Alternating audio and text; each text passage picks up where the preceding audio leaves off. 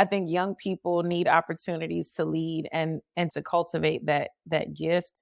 When I started my business, Illumined Leadership Solutions, I started it because I was leading in organizations and found that like there was a big disconnect between folks who are at the top of organizations and businesses and those who are actually what I like to say doing the work.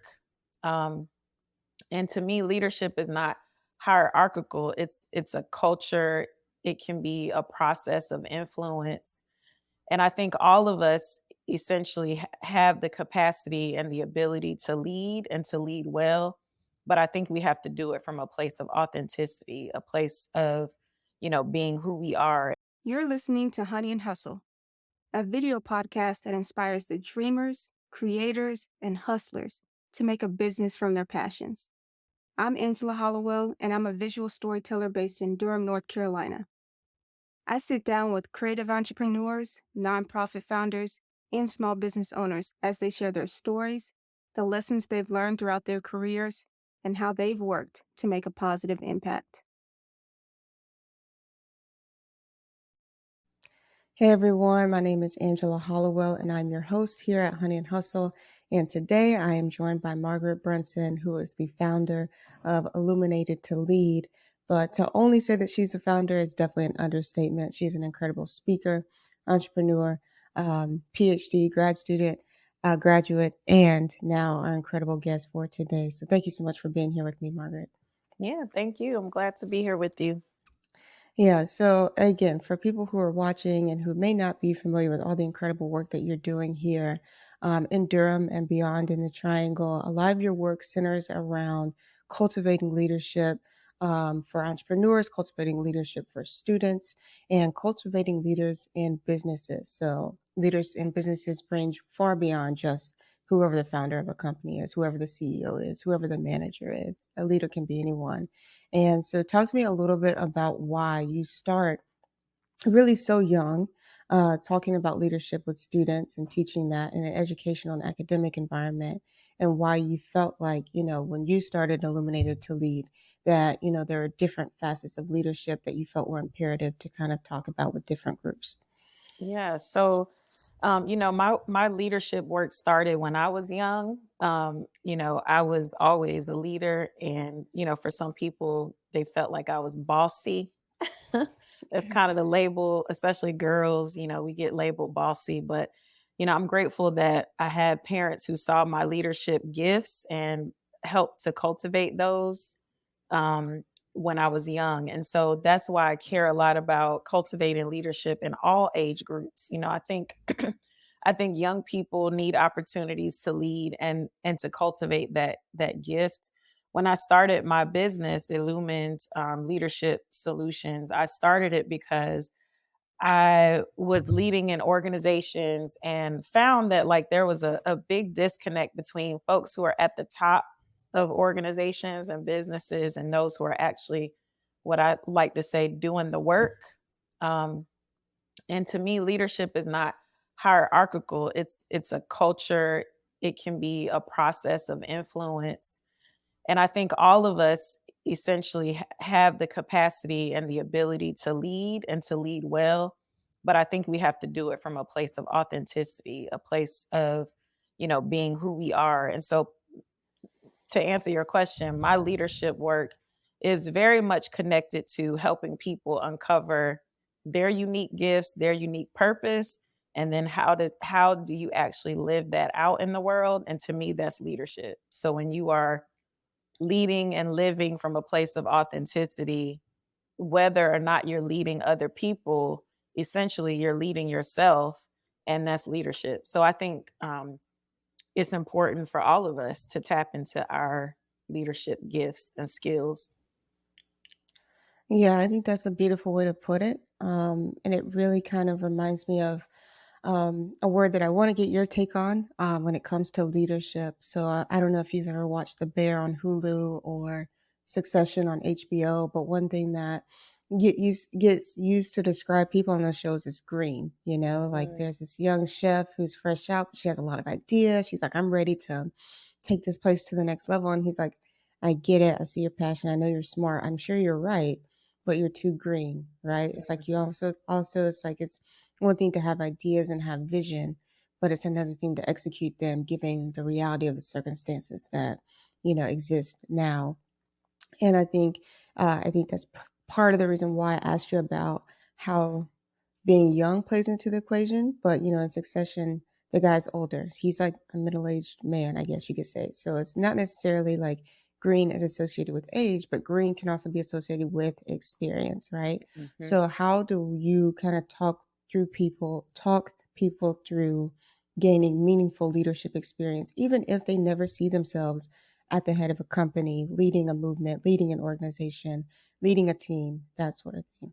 Yeah, that's such a good question. So I've not seen either of those, but I do have a really close friend who has asked me to start watching Succession. So I think we're gonna start watching it soon. And I look forward to that. I posted recently that there's a difference between wisdom and advice. And I think, you can be young and be wise. And you can also be old and not wise. I don't think age always comes with I don't think wisdom necessarily always comes with age. I do think though, we can be at a place. So I need to preface what I'm about to say by saying I very much believe in the spirituality of things. And when I say spirituality, I mean how we make meaning of our lives. As a qualitative researcher, I'm always looking at what is the meaning of this. People who look at numbers, they're like, okay, the numbers don't lie. Well, the numbers don't lie, but they also tell a story. And so I'm always looking for the story, I'm always looking for the meaning. And I think when we are shaped by this sort of spiritual frame in terms of how are we making meaning of our lives, what purpose are we supposed to be serving in the world, um, it helps us to understand and make meaning of our experiences. And to say that someone is green, okay, I get it. And at the same time, don't we want things to be green? Like if you think about your grass, you want your grass to stay green. You don't want it to die and turn brown. And so I think there's a way to continue to cultivate innovation, to continue to cultivate newness, even as you experience life. And I think the way to do that is to make meaning of our experiences. So, especially when I don't work with as many young people as I used to, but when I would work with young people, I would ask them or lead them through activities that help them make meaning of their experiences wherever they are. And of course, you continue to grow and you continue to cultivate new knowledge or hopefully wisdom along the way. But you can make meaning of where you are right now. And that shouldn't keep you from leading. It shouldn't keep you from trying new things. It shouldn't keep you from starting a business just because you're young. And I'm excited to see so many college students starting businesses and looking at entrepreneurship as a path and not like, oh, I got to graduate and get a job, because that was the option.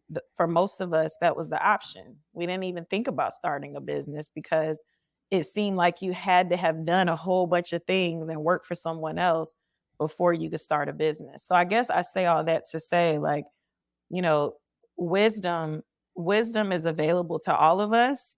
And I think the way that wisdom becomes available to us is when we make meaning of our experiences where we are. Um, so No, that is a great segue into, really delineating an entrepreneur from a leader.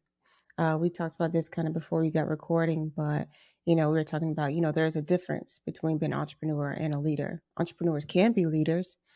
Not all leaders are entrepreneurs, and they don't have to be. But you really talked about, expressed that you felt like it was really important for leaders to start thinking like entrepreneurs. Why do you take that stance?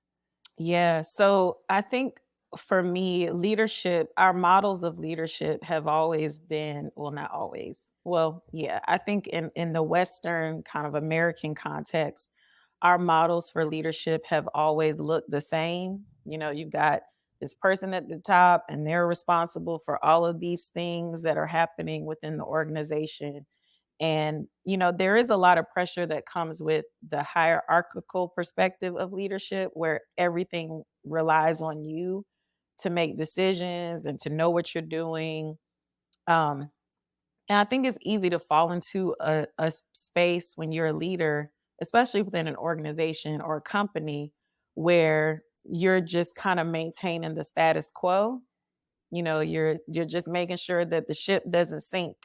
And that is not that doesn't always lend itself to collaboration, to creativity, to innovation, to trying new things. And so to be entrepreneurial as a leader is to always look for the new opportunities. It's to always look for even the people within your organization that can help you, um, either help cultivate new vision or help to move a vision forward. And it's also entrepreneurship, and being entrepreneurial means that you try things, that you're stepping out and you're trying things and you're actually realizing that failure is not necessarily what you think it is, because I think for many of us that are entrepreneurs, or I'll just speak for myself. I think that I am sort of redefining what failure is, because if I'm shaping a life around learning and growing, then what exactly is failure? Because if I tried something and it didn't work out the way I wanted it to, did I learn something new? Did I grow from it? Is it something that can give me information to help me the next time? Yes. So then I'm like, well, what's failure? How did I fail? So I think leadership that incorporates or integrates this idea of entrepreneurship, particularly the entrepreneurial mindset, is to be more innovative, to be innovative about how to solve problems and also how to lead people. Because if you're an entrepreneur and you're leading people and you see them as leaders, then ultimately you're going to cultivate that same mindset within the people that you're working with. No, leaders make other leaders. I love That's it. right. That's right. Yeah.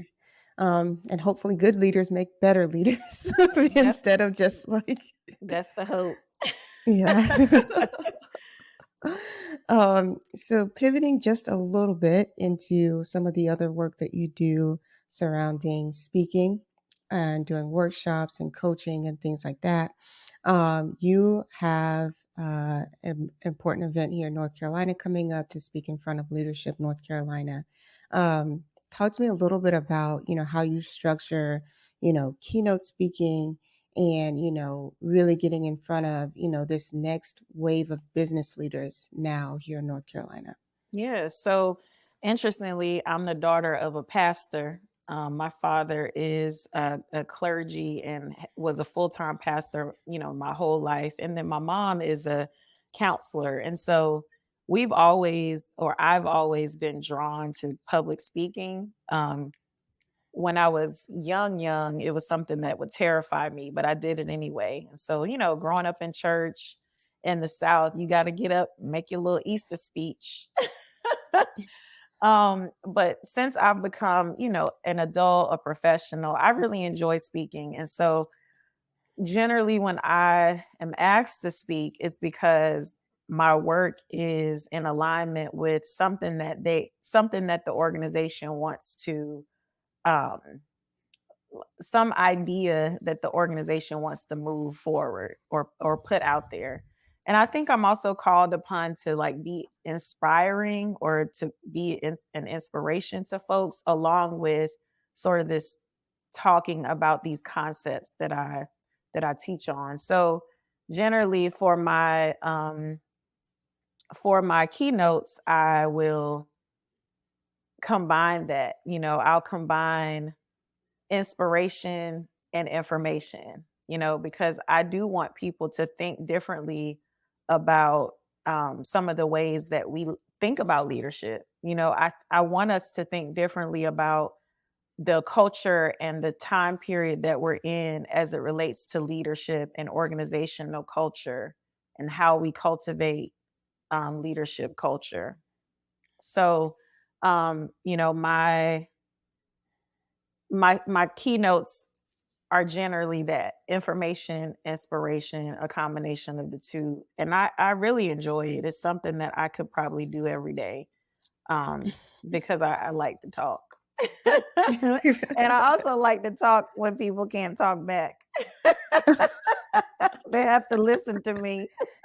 Oh, goodness gracious. Okay. That's just, that's me being honest. I appreciate your honesty. I appreciate it so much. Oh, man. This episode was made possible with SavvyCal. Scheduling meetings manually can be so time consuming, and scheduled video podcast interviews is no different. From making sure all your guests have the correct meeting link to following up with next steps, the list of emails goes on. But what if you could streamline this process? With SavvyCal, you can. Take the stress out of your scheduling workflows with customizable reminders, the ability to sync multiple calendars, and more at the link in the description. All right, let's get back to today's guest. So when you say, you want to cultivate a culture of leadership, one thing that I realize is that cultivation of, this new brand of leadership that is, more open to newness, more open to opportunity, more open to having multiple different voices at the table. A lot of that doesn't really happen in the workplace. You know what I mean? And so I know that you have been working with Provident to really start to create a community of women leaders, female leaders who want to kind of maybe discuss their experiences as leaders and then work together collectively to find solutions for them and really elevate, their ability to lead in whatever capacity they're in. So whether they're, an entrepreneur now at a job or organization, or they're looking to start their own business and scale up and, hire and have more regular employees, part-time or full-time, some most leadership principles translate very effectively in those environments. Talk to me a little bit about one, where the idea came from, and two, where you see that going. Yeah, so this is something that's really exciting because I'm very passionate about particularly Black women in leadership spaces or in leadership roles. And we're expanding that audience to include women of color, because we're finding that women of color, inclusive of Black women, have unique experiences, in leadership and entrepreneurship. But so the WELL, it stands for Women Embracing Life and Leadership, is a program that we're standing up in collaboration with Provident 1898, which is a Black centric co-working space in Durham, North Carolina. And so we're calling it the WELL, powered by Provident. And essentially, it's a community that we're building for women of color specifically who are entrepreneurs and or leaders within organizations, corporations, businesses. Um, the idea of the well came from my passion as well as my colleague, Adrienne Simmons, who's another coach. She coaches women, busy, successful women.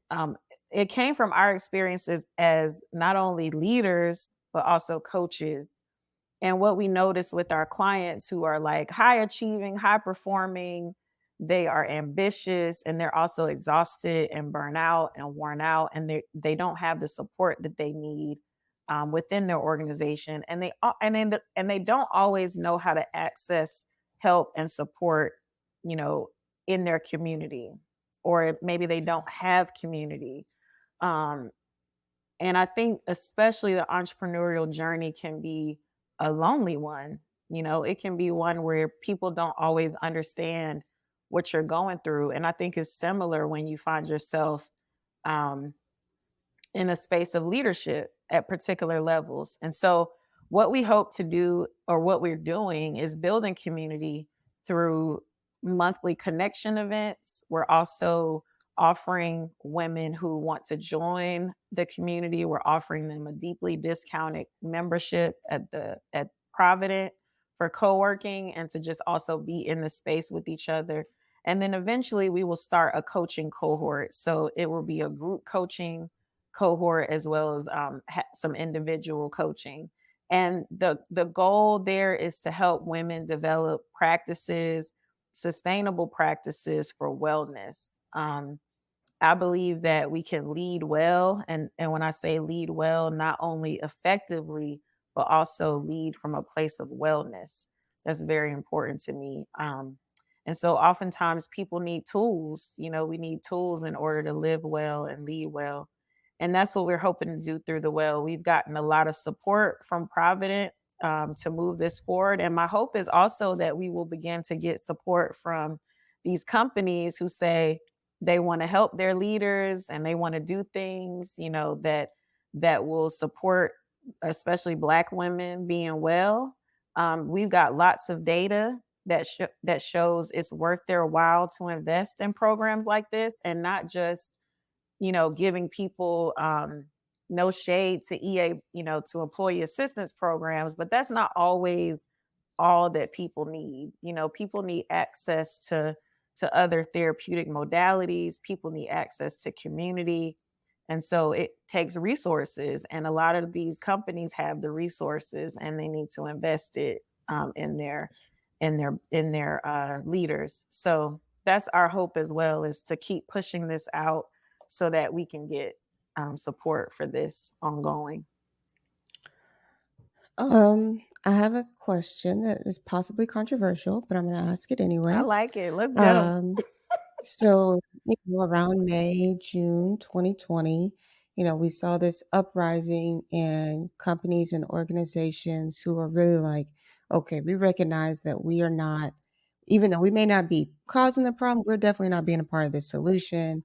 We don't have, any centralized voices or centralized campaigns or initiatives within our organizations to be more inclusive, to support women, to support Black people, to support, our employees of color, to support people with disabilities, to support queer folks, all the things that typically get left out of the conversation when we say, well, how can I support you? Right? Because a lot of times the people who are in leadership roles in organizations maybe don't identify or relate to these groups of people, right? So they can't really understand when you say, hey, I need to get a Friday off so I can, pick up my kids from daycare early because they only do half days on Friday, right? Something like that.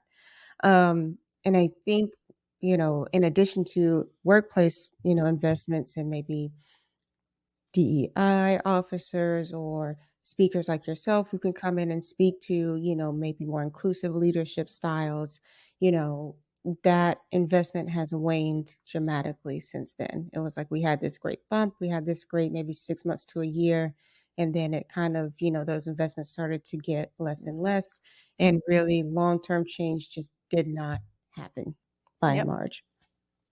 So when you say, well, I want these companies to invest in and the work that we're doing, we know the importance of the work. We have the data to support that. We know the importance of the work. And not only that, we know that they have the resources to do it. And that really this investment is going to ensure long-term success for these people in these companies. What do you think would get them back on the way, them being the collective organizational power that exists in structured companies to invest continually and sustainably and with an eye for integrity? So really, taking what they're learning and really implementing that for the long term. What do you feel like will make them turn that knob on again and say, okay, like we see what's happening and we see we need to really do this? Because what I'm reading right now is companies are like, okay, that was cool. We tried it, we feel better. I know what woke means, and now we're just gonna go back to the office. You know what I'm saying? And that's not really helping anybody. No, it's not. And I love this because I've been thinking about this a lot. What we also saw was this uptick in DEI specific roles that were filled by Black women who didn't have the support that they needed to move the work for even within their own organization. And I think part of that is because, one, our context does not allow for us to imagine a healthy work environment, a healthy organizational culture. And the reason I always tell people I don't do DEI work is because I think DEI should be embedded in this larger work around cultural transformation. The reality is, the American work culture is shifting, but people are not, leaders are not always, and owners, I would say, are not always paying attention to those shifts. So I think as it relates to DEI initiatives or inclusion or making sure that racial equity is centered, there has to be a vision for a healthy culture within your organization. If you don't have a clear vision for a healthy culture, then DEI just becomes like a checkbox. It becomes a thing that you embed within your HR department because, oh, DEI is only an HR thing. Let's just bring in more Black and Brown people and we can make it browner in here. Meanwhile, your white employees are don't like it either. They're just not speaking up, right? So like the reality is, I think one, companies have to let go of this notion that like, oh, we have to see an increase in our bottom line. And this might be aspirational and even naive and some people might see it as naive, but when are we going to just do the right thing because it's the right thing to do? Like not because, oh, we're going to make more money if we invest in our staff. Like, I even told our team, I don't want to sell that too much. Sure, business, I'm a business owner. Profit is important. Making enough money to support myself and to grow my business is important. But I also know if we center people, if we center their well-being, if we center the people who are always, you know, quote unquote at the bottom or on the margins, everything else gets better. Like not just your bottom line, but like everything, your culture within your organization, people's engagement, people smiling when they walk through the door, people not calling out as much. Like we've seen in micro ways where centering people's health and well-being and their mental health, their state of mind, um, has benefits for all of us. And I think, I was saying to someone the other day, like we still have not seen the longitudinal effects of the pandemic and we won't see them for some time now. So what we're doing now, what we do right now is very important. So you're making all your employees come back to the office. Why? Like I've not heard any clear I've not seen any data to support why people are bringing folks back to the office except for, oh, it's because culture is suffering. Well, I would argue that your culture wasn't healthy before the pandemic. So, what are you going to do differently to ensure a healthier work culture? So, all that to say, I don't necessarily have an answer, but I'm willing to I'm I don't have an answer to what would make companies do the right thing, but I am a believer in like speaking to people's conscience. And if people have a conscience and say they want to do the right thing, then at some point you have to call people in and say, well, if you say you want to do the right thing and you say you don't know what to do, because I get sick of hearing that too, like we don't know what to do. Well, I'm giving you something to do, right? Like try this. Um, and then also listen to your people. Your people are also telling you what they need and what they want. And so, I do see some organizations and companies that are trying, but at the same time, just because you don't think it's working, we have to define what that means. What does it mean for it to work?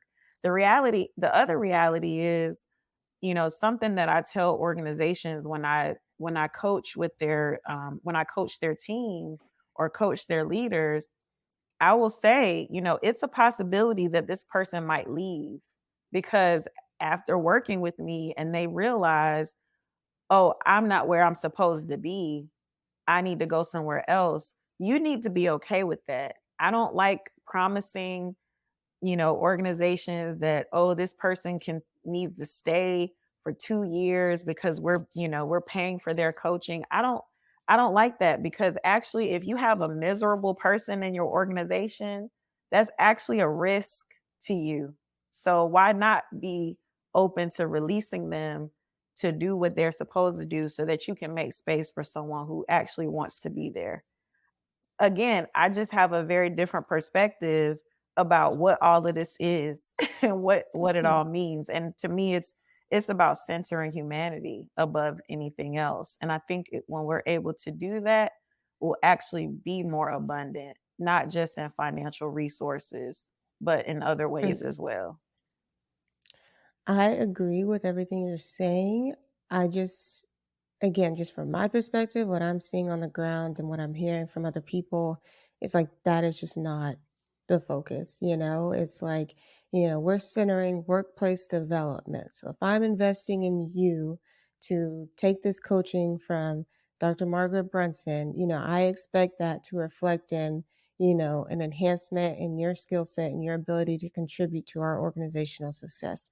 And the moment you stop doing that is the moment that I'm going to feel like it's time for you to go. Or Hmm. it's the moment that I'm going to feel like, something needs to be shifted on behalf of management to ensure that you're doing what we feel like you should be doing in accordance with, the money that we're paying you or whatever, justification that, companies use. But, again, to your point, it's like, when does it become less about developing people who center their lives around their work and more about developing people who have healthy lives so that they can be happy and fulfilled or contribute meaningfully to the work. You know what I mean? Yeah. So rephrasing how we think about the people that work with us and not just work for us, Yeah. and how we also as leaders work for the people that we hire. We Hmm. have a certain level of responsibility That's right. to take ourselves out of it and say, what can I do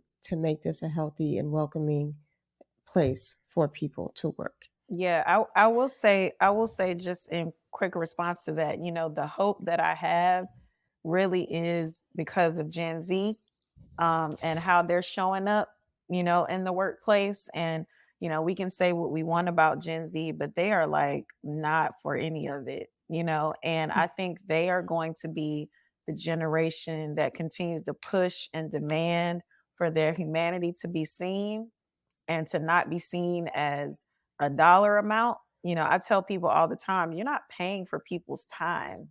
You're paying for an outcome. You're paying for their knowledge, their work, their expertise. You're not paying for their time. So if you're allowing people to do things that enliven them and that help them feel more connected to themselves, watch what you get out of them.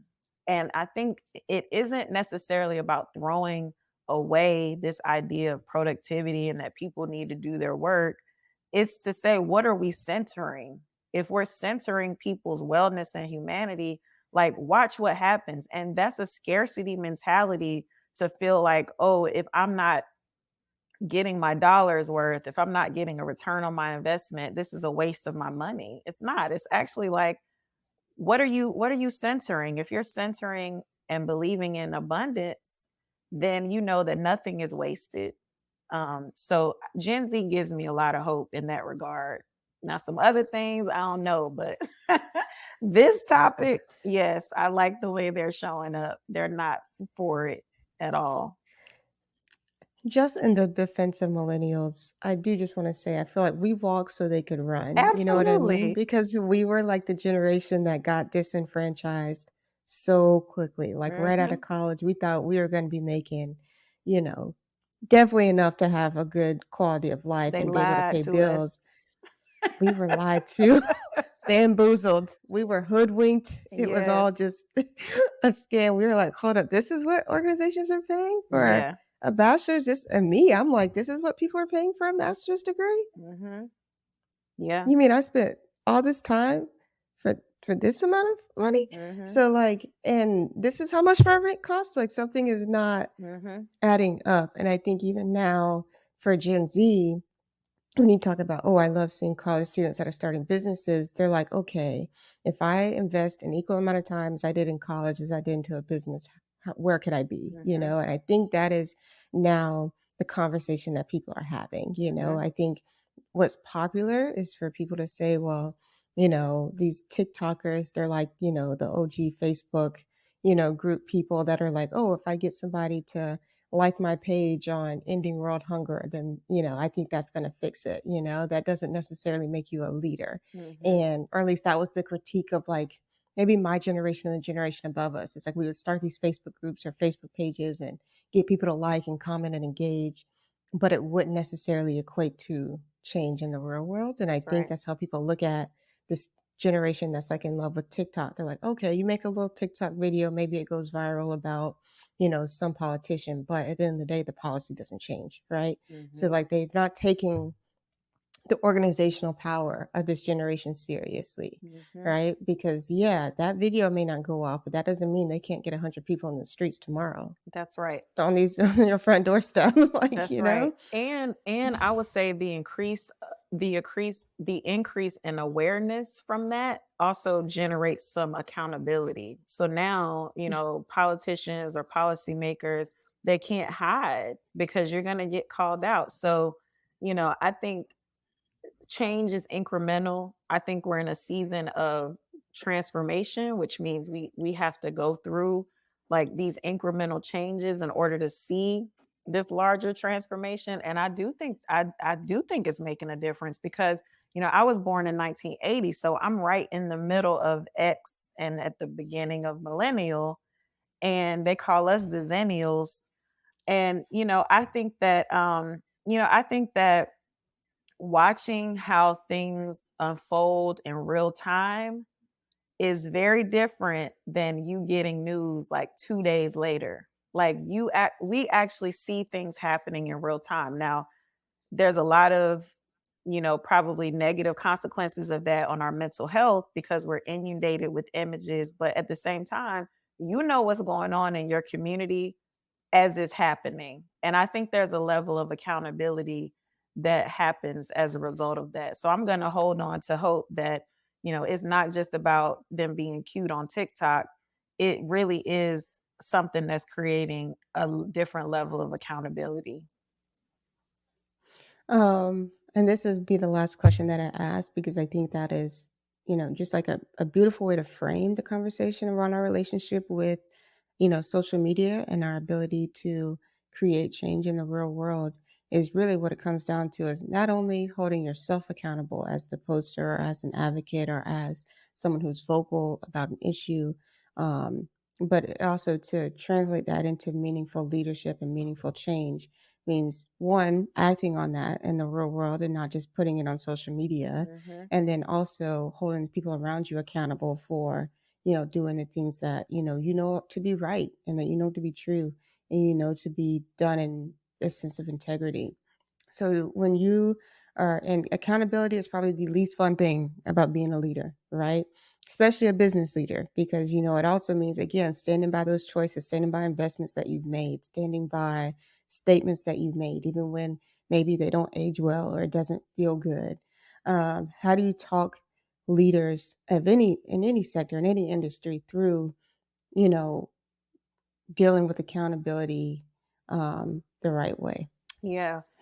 So what you just named, before you asked the question, you really summarized what I call or what I see as transformative leadership, and that's the frame that I work from. So transformative leadership says that whatever I hope to do outside of myself, I also have to be willing to do within myself.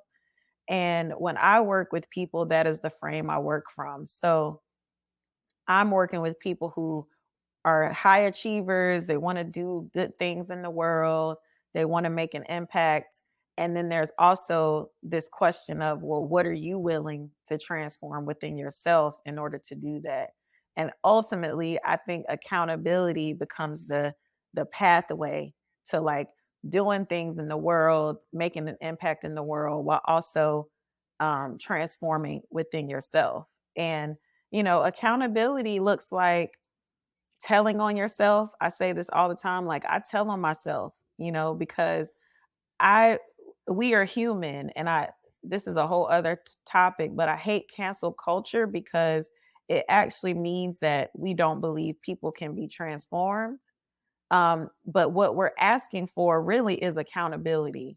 And when people live from a place of accountability, they're willing to own their actions, they're willing to own their mistakes, they're willing to tell on themselves, and they're also willing to be transparent about the process and the pathway to changing that thing or to transforming that thing within themselves. And we don't see that enough. We don't see enough. We see statements that people made, oh, I'm sorry, I didn't mean that. But what are you going to do? Like, how are you going to transform this so that it doesn't happen again? What are your practices? What are your processes to really grow as a person? And so I think accountability also looks like getting really clear on what your values are and having a clear set of practices that help you to embody your values. Because my parents taught me very young, don't just listen to what people say, watch what they do. And if those two things are not in alignment, then there has to be some accountability. You are opening yourself up for people to say, something's not matching up here. So, as a leadership coach, as someone who is a thought partner to leaders and a coach to leaders, I am that accountability partner to them. What are you doing to transform yourself and to be your best self and to live out your purpose and to embody your values so that you can make an impact in the world? I don't create formulaic cookie cutter plans for people to go and do all of these beautiful things in the world, because to me, it's like who you are should inform what you do. We're human beings, not human doings. So if who we are is informing what we do, then we have to constantly be in a frame of growing, learning, and growing. It's a cycle. So yeah, that's how I would sum that up. I could talk about that for hours, but yeah. Yeah. Yeah, that's a great summary. And I really appreciate you sharing your expertise and your wisdom and, your approach to leadership coaching and accountability with us here today. So thank you so much. Yes, thank you for having me. I enjoyed it.